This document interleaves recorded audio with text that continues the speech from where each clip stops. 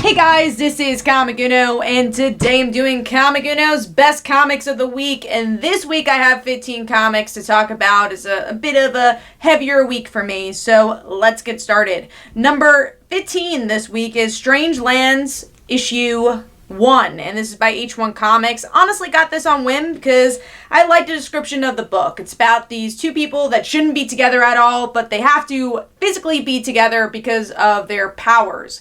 But honestly, could not get into the story. It kind of feels like it starts from the middle. Like, I'm like, did I miss like 10 issues? What's going on here? I know that's kind of the story structure it's going for. That way you learn about their past as the series goes on, but really couldn't connect to their characters. And honestly, didn't really like the artwork. I think the cover artwork was a lot better. There was times where I felt like it was a little sloppy.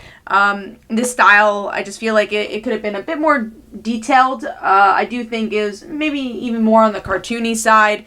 So overall, I gave this 1.5 stars. Just didn't really feel this book, and nothing really hooked me for this one. So that is number 15. Moving on to number 14, which is surprisingly Ironheart, issue 8. Kind of just feels like a filler arc, and that's kind of been a problem with the most recent issues of Ironheart. I do think this is a much better direction than what we had for her character, but every issue just like feels like she's teaming up with another hero, and that's it. I mean, there is an overall plot with her past kind of coming to chase her or get her, but this issue is kind of a little bit more of a team up with Wasp and mostly a team up with Doctor Strange, and I just was not invested in this story. I do feel like the artwork was really good, though. That's something I've been really loving about the Ironheart book, and overall I do like this book. I just feel like it's in a funk and it needs a bit more of a direction. So overall I'm going to give Ironheart issue 8 2 stars, and that is number 14. Moving on to number 13, which is a book I'm probably going to drop, and I think this is a good point to drop it, and that is Wonder Twins issue 6. Now, I really liked the first issue, but I don't feel like the series has lived up to that first issue ever since. The comedy is it's escaped itself for me. I did like the comedy a lot more in issue 1, and I feel like our Wonder Twins are kind of passerbys of their own story. The villains have kind of overtaken their narrative, and I'm just not invested in them. The Scrambler and all these F-list here, villains being the main plot. And obviously it's like a punchline / joke that they're even, this big in the story, and they're like scrambling people around, and he's like dressed up as a scrambled egg. But the joke kind of dies down as you read the series more, because we're already up to issue 6, and it's kind of the same thing.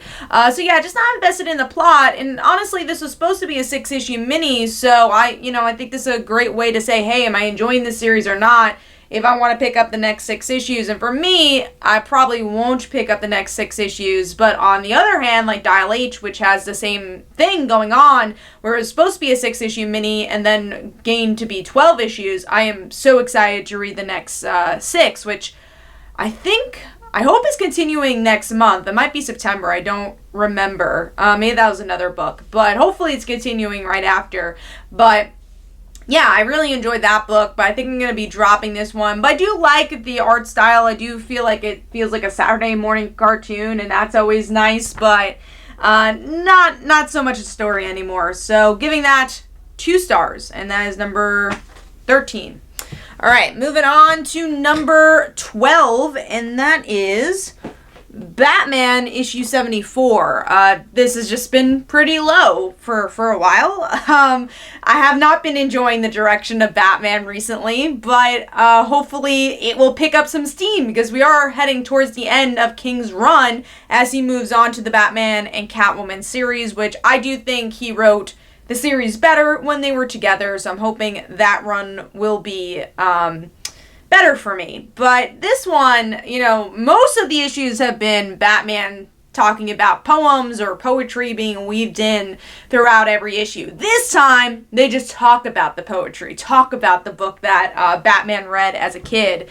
And honestly, just wasn't feeling it. I just don't like the style. I do understand the symbolism and how that affects Batman and Thomas's relationship, but I just feel like it's such a slow story. The things I did like kind of get one panel worth of time, like Martha, learning a bit more about the Flashpoint version of her, which we know she was the Joker, and, Batman doesn't know that, so I'd rather have them dealt with that stuff than, alright, let's talk about a book today. And obviously a lot of it has to do with the symbolicness of Bane, because they're literally trying to get out of this pit.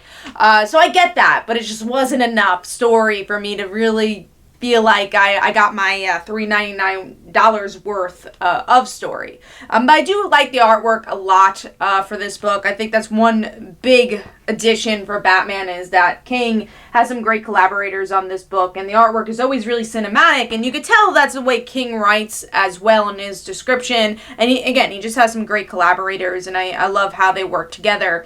But again, not feeling the story right now, so we will see what issue 75 will bring us. But I'm going to give this one 2.5 stars, and that is number 12, I believe? Yeah, so moving on to number 11, which is Champions issue 7. Not a bad issue, but also extremely forgettable. The first part of the issue starts out with Viv, and she's the only person left on this team from the original members, because everyone's kind of falling apart. And then, for some reason, we go to Sam for the rest of the issue and deal with his story, which, again, didn't quite care about. I do love Sam as a character, but it just felt like out of place for this Champions book, and I felt like I didn't know what this issue wanted to be. So, overall, I gave this 3 stars. I did like the artwork better for the Viv section as well compared to the Sam section. So here's Viv. Really liked the colors. I thought it was really brisk.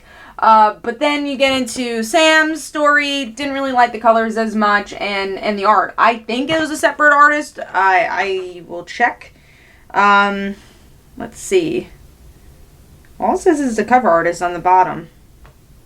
I'm looking at this page and trying to find the artist. But anyways, yeah, it feels like 2 different artists, if not maybe 2 different colorists, because it just had such a different vibe with the Sam story and the Viv story. But overall, giving it 3 stars, it was okay. I just haven't been liking the series as much as I did that last arc of Champions. I think that's been the best of the series. But now that everyone's broken apart and there's all these new members, I feel like it's kind of lost focus. But I also do like the Miles story. I think that's probably the strongest of this series so far. Moving on to number 10, which is Young Justice issue 7, and this also kind of jumped around a lot. We have about 3 worlds that they navigate. One's kind of like this, remember that video game they have for DC, I think Scribblenauts kind of has that flavor to it. The artwork, it's like this video game chibi style artwork, which was fun, but you're there for like 2 pages, and then you move on to Shazam's kind of world with the bunny guy. I forgot his name. Let me see. What's his name? Oh, Captain Carrot. So we get those characters. Or was that in Grant Morrison's story? I don't remember, but I feel like it was related to like Tawny and all that. So we get those characters. We get animals, and then after that, we do get to see the older versions of our heroes, and kind of has this Kingdom Come feel to it. But yeah, that part, thank God, had most of the story, but I also wasn't really feeling it, because I feel like you didn't really get to see a lot from the character dynamic. Again, I feel like there's so much being thrown at you, you didn't really know what to focus on. So now they're in another world by the end. So there's about 4 worlds in these 20 pages. It's a lot. But I did like the artwork. It actually reminds me a bit of like Dan Mora's art. I was actually going to see if that was his art style. Maybe a little bit more abstract. But yeah, I do like the art a lot. So overall, I'm giving this 3 stars. I'm glad we're digging into the multiverse, but kind of wish we got a little bit more character-driven narrative compared to, alright, which world do we go into next?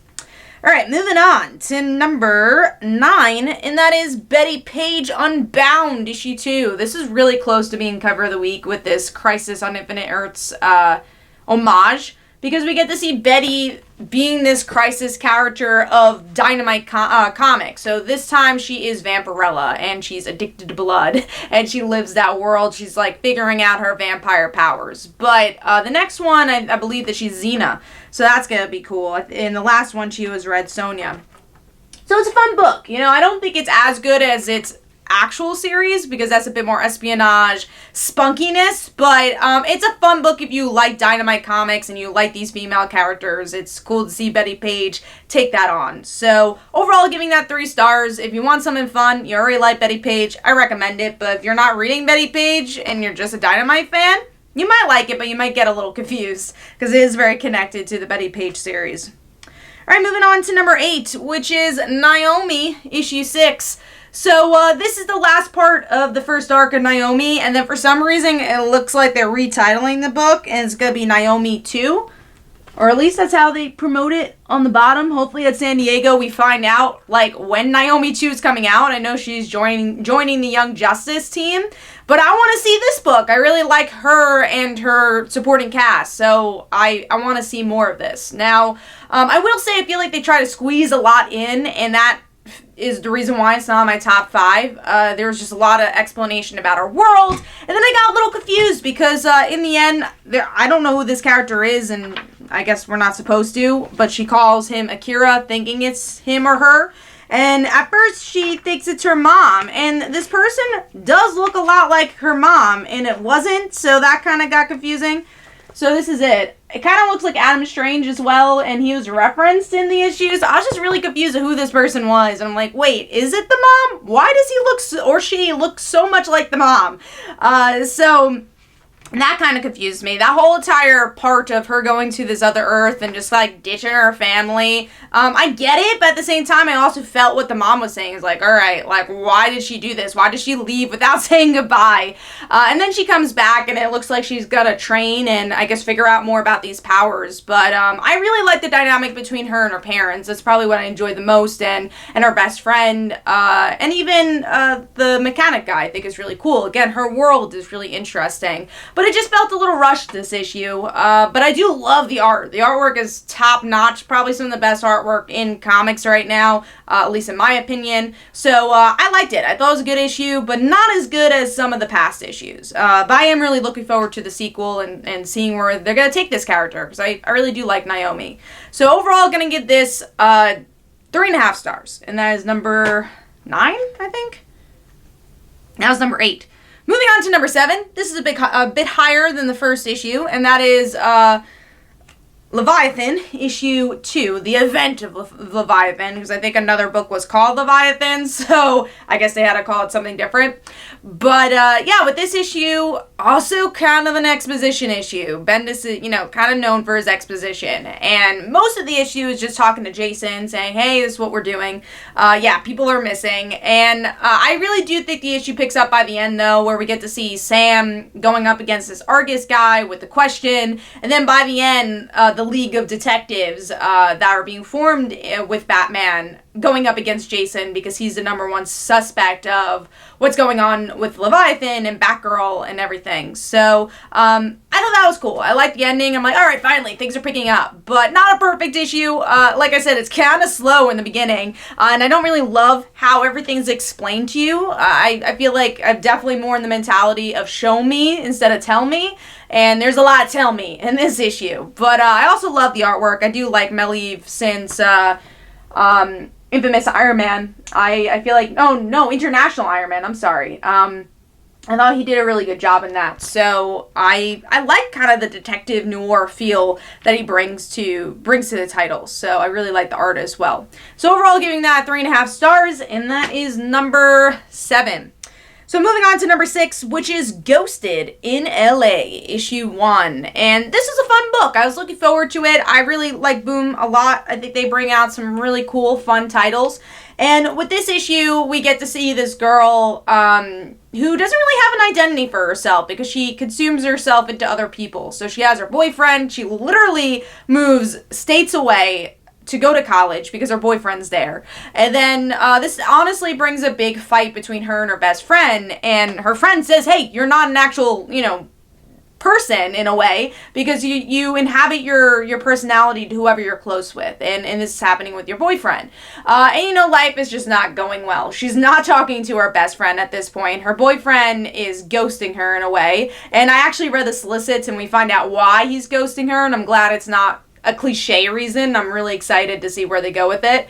But yeah, he's like an actual okay guy. It's not like she walks in and says, oh my god, you're cheating on me. It's like, no, I had this conversation with my dad and like, hey, maybe we should learn a bit about ourselves before being in this committed relationship in the beginning of college. So it was a reasonable reason for them to break up. But in issue 3, I believe, or issue 2, we find out the real reason why they break up, which again, I'm excited to see them explore. Anyways, in the end of the issue, again, she's just like, all right, I need a break. I found a pool. I'm going to jump in it. And then she's like, why did I do this? I'm going to get arrested. And she finds out it's actually a place where ghosts stay. And this is going to be the new place that she lives. The reason this didn't make my top 5 is that I do think the ghost stuff, the main portion of the book, happens really quickly and just kind of coincidentally. It's like, all right, yeah, you could be part of this house. And also, we don't really know much about the ghosts, but the stuff I liked, again, is that everything has a really interesting interpersonal story. And I especially like that it wasn't the ghosting of her boyfriend that drives the story. It's actually the ghosting of her best friend. It seems like that's going to be the drive of the story more. It's like, I desperately want my best friend. I want to talk to her, but she won't talk to me because we got into this big fight. So I enjoy that aspect, and obviously ghosting goes into actual ghosts. So definitely gave me enough for issue 2. It was pretty fun. So I'm going to give Ghosted in LA issue 1 3.5 stars, and that is number 6. Moving on to number 5, which is War of the Realms issue 1 Omega. So this is the, epilogue of War of the Realms.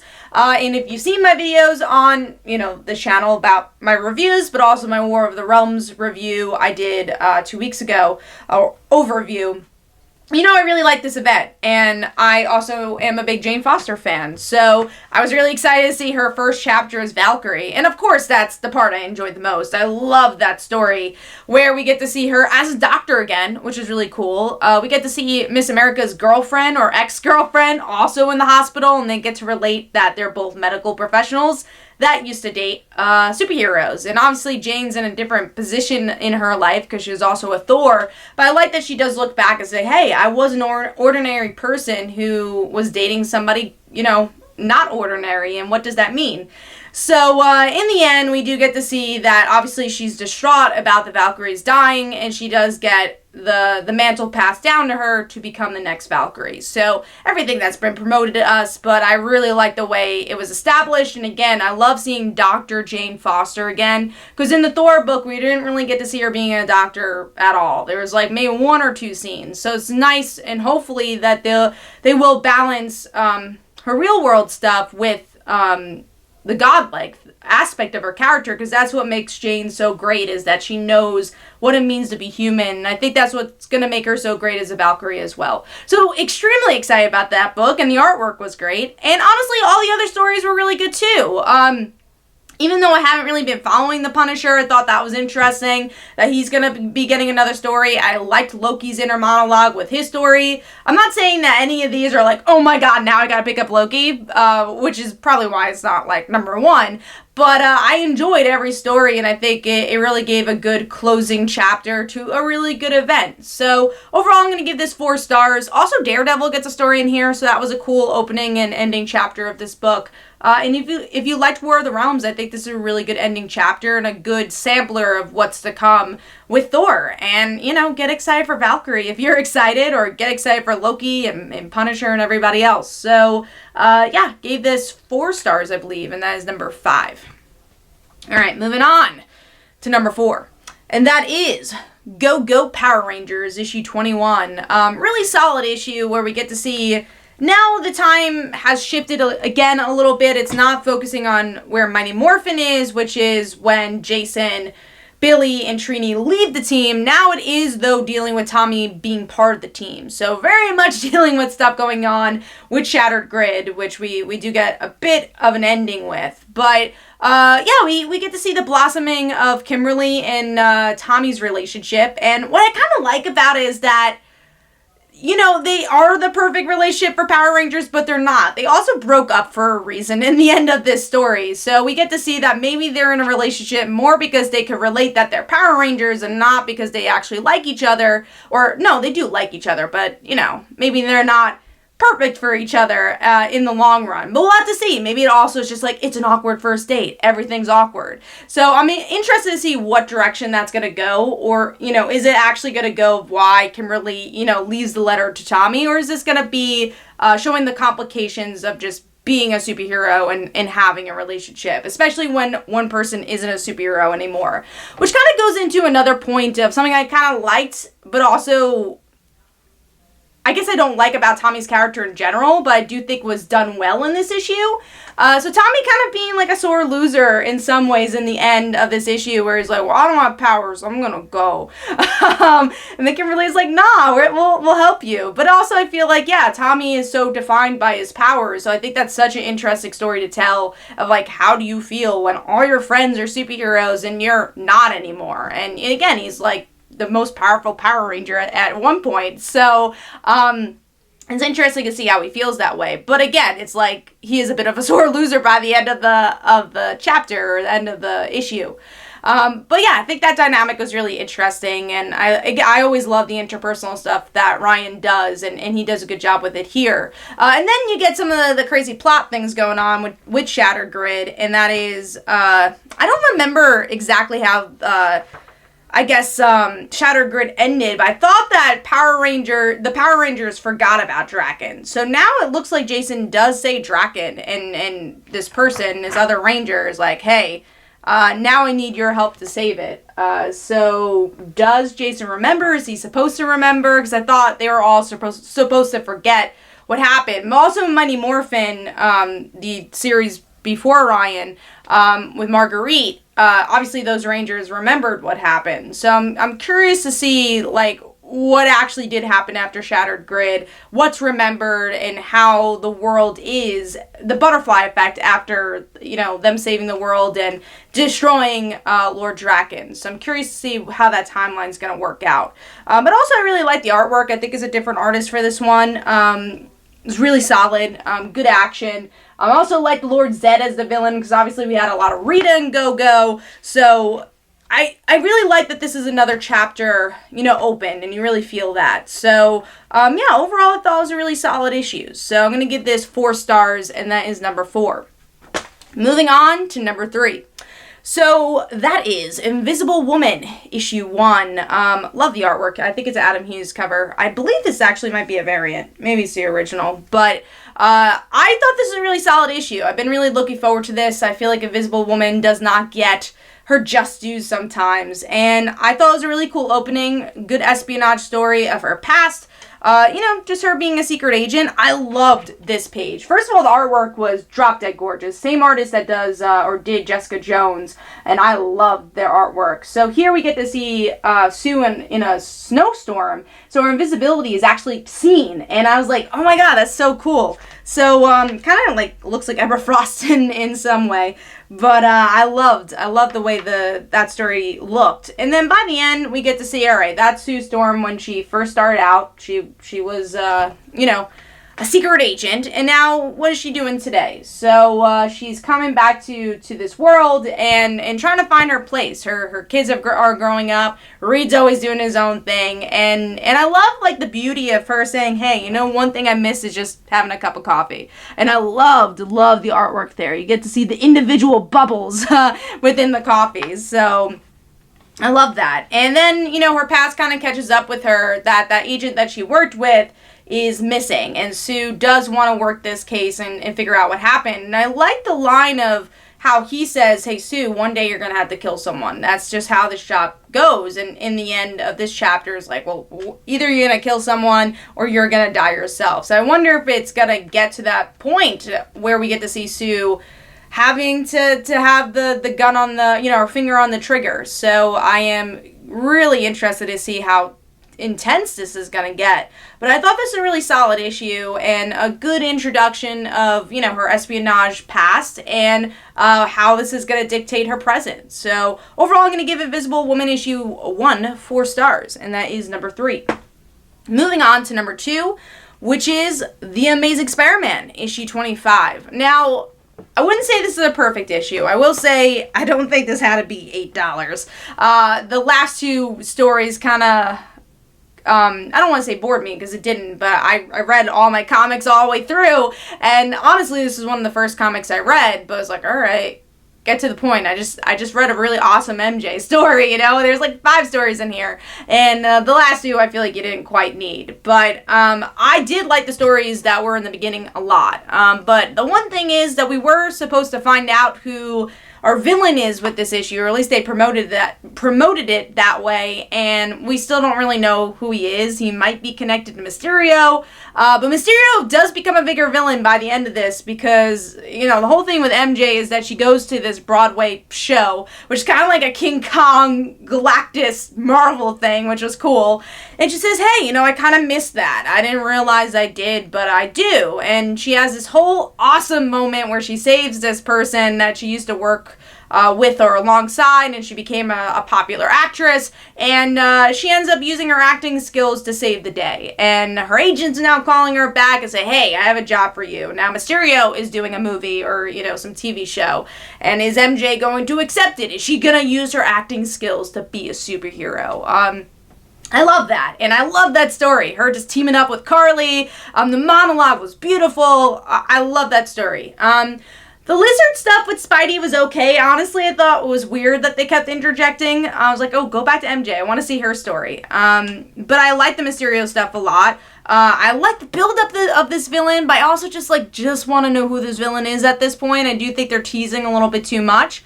But one thing I did like about this story is that it does feel very much like an ending chapter, or Act 1 break, going into Act 2 of this story, and I thought that was cool. There's a lot of callbacks to issue 1 and the rest of the arcs, so that was interesting. Stuff I did like, I like J. Jonah and Peter teaming up, but again, that actual thing that was happening, this creature that they were fighting, I was like, oh, I guess he's gonna be, or she's gonna be important in the future, but I don't think it needed to be in this issue. Already there was so much going on, but there also wasn't any shocking moments in this issue either, besides, Electro, I guess, being in the book, or the new female Electro, but I mean, jaw-dropping moments. There wasn't like, oh my god, that just happened. Especially for an $8 book and a landmark issue like this. Not that, Amazing Spider-Man has rebooted itself how many times in the past 5 years. We've gotten issue 25 a lot, but still, you get issue 25, you expect something, big, because it is a landmark issue in a way. So, nothing huge happens in this issue, at least that I caught, but it still was a really fun issue, and the MJ stuff was so good, and is most of the issue. The other stuff is honestly like 10 pages or so they're smaller stories, but yeah, overall, I had a lot of fun with this, and if you're enjoying Nick Spencer's run on Spider-Man, I think it's a really cool closing chapter for that Act 1 and seeing where the series is gonna go. So overall, giving this 4 stars, and that is number 2. Alright, moving on to number 1. I'm gonna take a sip of soda, and then we'll do number 1. Number 1 for me was Second Coming, issue 1 by Ahoy Comics. And I honestly was really looking forward to this book when it was announced through Vertigo. Remember hearing about it last year at San Diego Comic-Con. I'm like, oh, that's a really cool concept. I'm interested in reading it. And then the whole thing with Vertigo happened. I'm like, well, I hope I get to read this book. And then, it was picked up by Ahoy Comics. I'm like, all right, cool, we're going to read this book. And finally it's in my hands. And I loved this book so much. It was hysterical. So we kind of get a retelling of the Old Testament in a way, and how Jesus views the world, and I guess how the New Testament views the world, and how the Old Testament views the world. And we get to see God is really sarcastic, and he just doesn't really, obviously he loves his people, but he's like, what did they do again? What are my kids doing? And then also Jesus is like, you're too nice on them. You gotta be more like that guy. And then he points to the superhero, which is Sunstar, and he's also dealing with his own stuff. He wants to start a family with this reporter, his girlfriend. They can't get married because he's a person from another planet. So we get to see God say, hey, you two, you team up, and Sunstar teach something to my kid.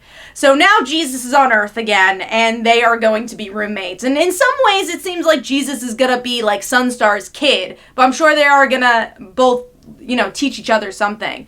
But man, this book was hysterical. Like, every page, I was just laughing so hard. But also, I think it respects a lot of religion as well, and just has a very modern telling of what religion is, and also how Jesus is, like, dumbfounded about, like, how the world is now. It's like, really? This is what you do? And then even, like, when you see the church where there's the cross, like, that's the symbol that they use.